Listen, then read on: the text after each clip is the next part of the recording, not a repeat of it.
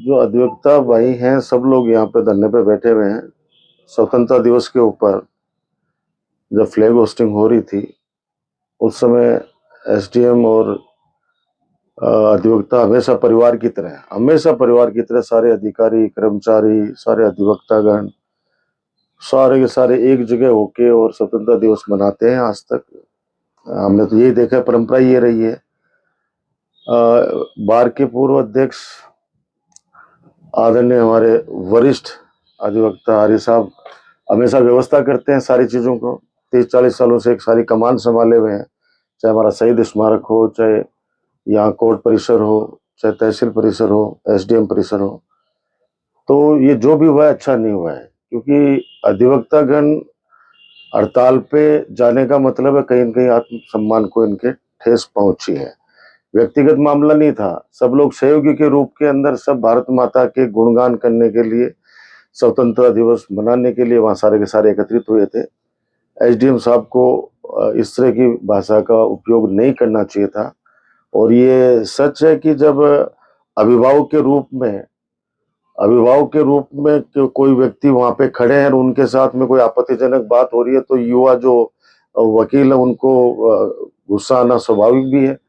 और वहाँ पे वर्तमान भी अध्यक्ष पूरी कार्यकारिणी वहाँ पे हर वर्ष की भांति वहाँ पे खड़ी थी। इसलिए मैं आज मिलने आया हूँ, सबसे बैठ के बातचीत हो रही है, प्रशासनिक स्तर भी बात करेंगे।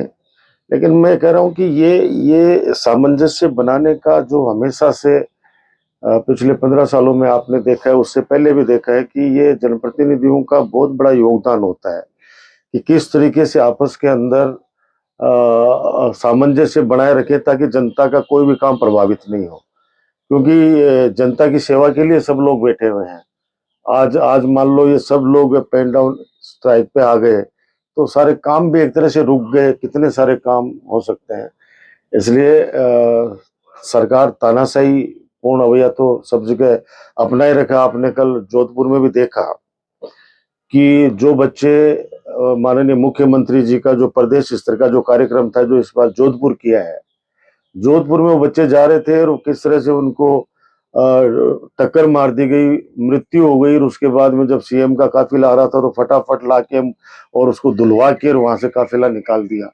ये इस बात को दर्शाता है कि ये कितने के प्रति ये लोग संवेदनशील है जनता के प्रति। तो आप चाहे राजस्थान में कहीं भी चले जाओ, अभी अभी बिल्कुल तानाशाही चल रही है चारों तरफ। जहां भी चले जाओ आप, कोई किसी की सुनने वाला नहीं है। चाहे कोई अनशन पे बैठे हैं, अब छात्र संघ चुनाव के अंदर भी आपको पता, वो लड़का बैठा रहा, सुबह में रविवार उठा के पुलिस उसको घर पे ले जाके पटक आई। तो अभी कानून का राज नहीं है, अभी हठधर्मिता चल रही है। तो मैं निंदा करता हूँ। अधिवक्ताओं को सम्मान मिलना चाहिए, क्योंकि ये लोग सब लोग, कोई एलएलबी है, कोई एलएलएम है, सब लोग पढ़े लिखे लोग हैं। और ये तो एक सहयोगी के रूप में अगर अधिवक्ताओं के साथ बना के चलते, उनको विश्वास में लेके चलोगे तो आप जनता का ज्यादा भला कर पाओगे। इनसे लड़के आपको फायदा क्या होने वाला है, मेरे तो ये समझ में नहीं आ रहा। और कम से कम इनके साथ आप जिस प्रकार से बदतमीजी से बात की गई, वो बदतमीजी बिल्कुल ही स्वीकार्य नहीं होगी। तो मैं बिल्कुल घोर निंदा करता हूँ और आपस में सामंजस्य बना रहना चाहिए हमेशा की तरह। ये नवलगढ़ की स्वस्थ परंपरा रही है। नवलगढ़ के लोग बहुत ही सालेन लोग हैं। सर 2 दिन का समय बीत चुका है लेकिन कोई भी उच्च अधिकारी यहाँ पर नहीं पहुंचा। मैं आपको फिर कह रहा हूं कि बीजेपी के एमएलए भी थाने के बाहर धरने पे 8-8 दिन बैठ के भाग गए। सुनने वाला होता तो अभी तो ये बातें नहीं होती ना। मैं आपको बता रहा हूँ, समस्या अलग है। मैं तो एसडीएम साहब भी सूर्यमंडल में कोई भाषण वो दे रहे थे तो वो कह रहे थे कि मुझ पे दबाव डाला जा रहा है जनप्रतिनिधियों के द्वारा। तो वर्तमान में तो भाई जनप्रतिनिधि तो उसके बाज की नजर पड़ गई हो, एसडीएम के ऊपर भी कई प्रकार की चीजें हैं। तो वो स्वतंत्रता दिवस के ऊपर उनको बोलना कुछ चाहिए था।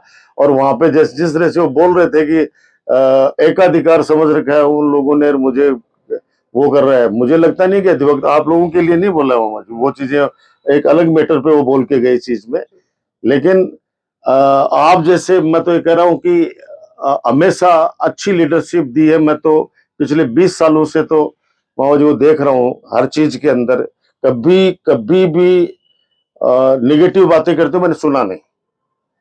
तो ये जो जो भी हुआ बहुत ही दुर्भाग्यपूर्ण है। इतिहास में पहली बार है स्वतंत्रता दिवस को वकील वो धरने पर बैठे और वो भी पूरी रात जगे। इतिहास में बहुत पहली बार बहुत चीजें हो रही है, बहुत चीजें होंगी अभी तो। जब तक जनता खुद रिवोल्ट नहीं करेगी ना, हक के लिए खुद को लड़ना पड़ेगा। मैं तो मुझे लगता नहीं कि कोई इस तरह की लोकल इशू के ऊपर कभी 15 सालों में आप बैठे और एक दो बार बैठे भी हो तो मैंने हाथों हाथ ही मैंने उस चीज को सॉर्ट आउट कराया हुआ जी, हाथों हाथ। क्योंकि जितना जितना हड़ताल लंबे चलेगी, आप सोचो कि कितने रेवेन्यू के केसेस जब बेचारी आम जनता तारीख पड़ जाती है, फिर वो भागते घूमते हैं, कितना उनको मानसिक प्रताड़ना मिलती है, आर्थिक रूप से नुकसान होता है। तो कौन कौन कौन चाहेगा कि उनको तकलीफ हो? कभी नहीं चाहेंगे अधिवक्तागण भी। तो ये दुर्भाग्यपूर्ण है, मैं तो ये कह रहा हूँ।